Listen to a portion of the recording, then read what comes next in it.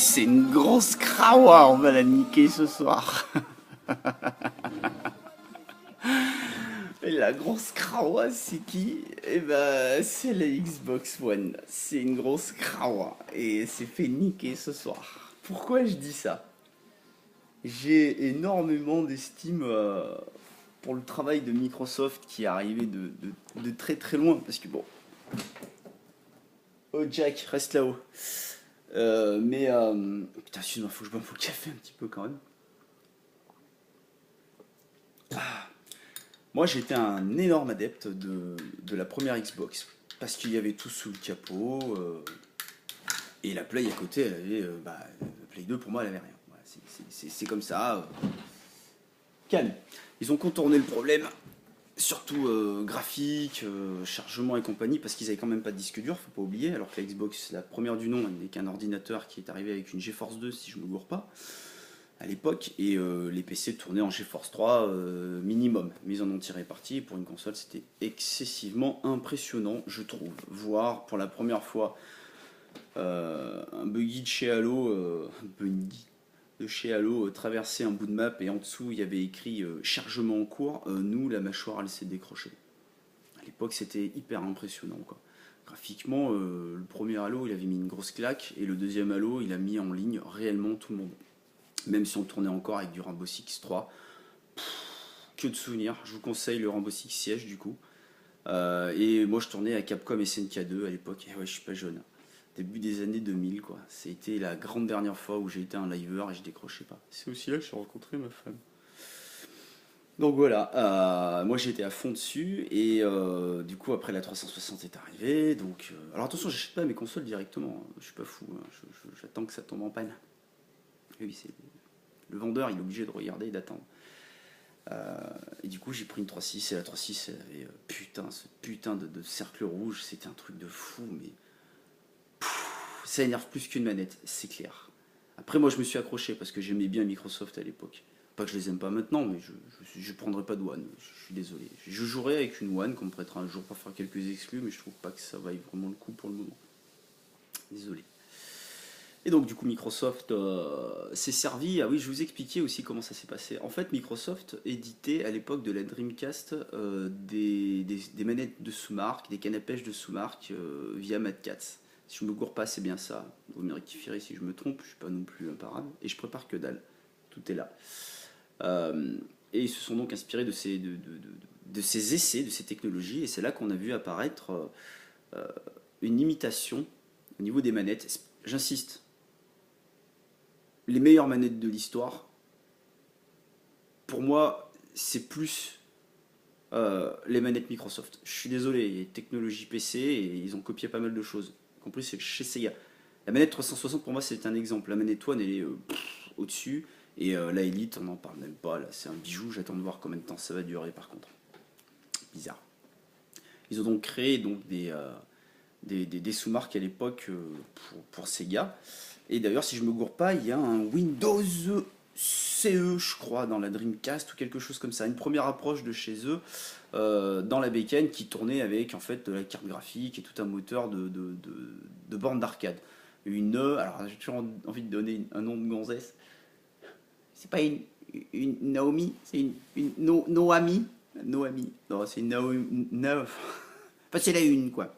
Et la 2 tournait en arcade à l'époque. Donc c'était toute une technologie d'arcade qui débarquait sur console. D'où cet aspect fun tout le temps d'adolescent qu'avait Sega et ça a été la dernière fois. Ils ont planté trop de machines. Ils ont essayé plein de choses, peut-être trop. On en reparlera une autre fois de Sega, c'est pas le sujet. Là, je suis sur Microsoft qui donc a pris des technologies, a copié des technologies et a fini du coup par sortir la Xbox première génération. Si vous faites attention aux manettes, donc la manette Saturn de Knight avec l'analogique, le premier de l'histoire, qui est sorti dessus, a dérivé et est devenu une manette Dreamcast. C'est comme ça, c'est le cas. Je vous mens pas, c'est les évolutions. La manette Dreamcast ensuite elle a servi de point de repère pour Microsoft et si vous faites très attention la manette 1, la Big, la Fat de Microsoft elle est inspirée totalement de la Dreamcast avec les deux gâchettes à l'arrière, le joystick est au même endroit, il est au dessus de la croix et ils sont pas sur le dessous pour adapter à une manette déjà existante. Par contre, c'est fat. C'est le problème des Américains. Quand ils créent quelque chose, il faut que ce soit gros comme... faut que ce soit gros, quoi. Et bon, bah, le radiateur, lui, il est resté radiateur, mais la manette est devenue plus petite et plus small. Et elle est carrément la base de la manette 360. Plus tard, qui apparaîtra avec des gâchettes supplémentaires, etc. Et j'ai essayé de faire rapide. Voilà. Donc, ça, c'était la petite partie Microsoft. J'ai parlé de la puissance de la machine, complètement à l'ouest.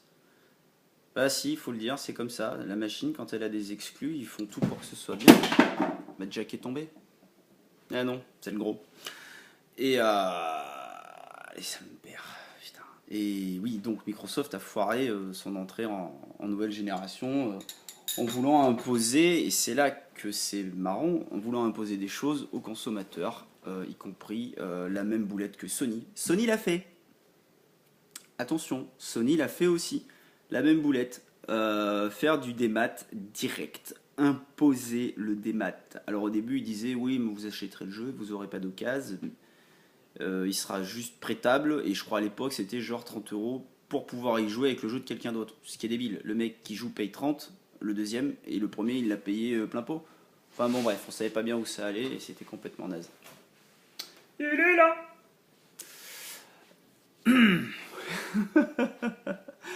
Donc du coup à l'époque de l'E3, il suffisait juste que Microsoft dise bah nous on va faire comme si.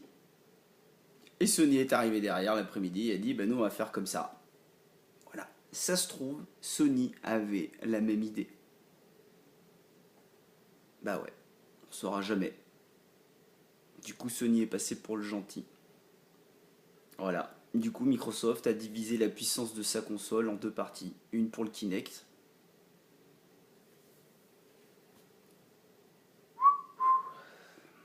Et une pour la console, pour faire tourner les jeux. Bon, on se retrouve avec des jeux qui tournent en 920 et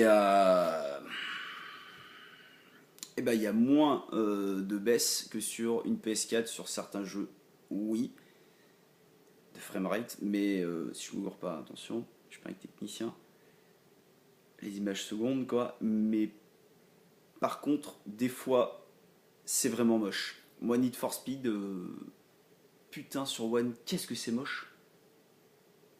Quand tu t'es tapé l'un des plus beaux jeux de la nouvelle génération, je parle des Forza, oh la vache, là c'est moche. Donc là, oui, on sent qu'il y a un handicap. Je veux pas exagérer, mais on dirait de la Saturn dans le même temps, donc 2 premières années, et de la Play de l'autre côté. Sans rire. Et pourtant, Saturn a quand même fait des méga jeux et était plus fort que PlayStation pour faire par exemple de la 2D. Parce qu'elle n'était pas prévue à la base pour faire de la 3D. Voilà. Voilà pour Microsoft. Donc bah, c'est une belle bourgade où tout le monde s'éclate, tout le monde essaye de tirer parti des choses et compagnie. Je vais m'arrêter là, je vais faire la partie 4 pour la fin maintenant de ce qui va vraiment se passer.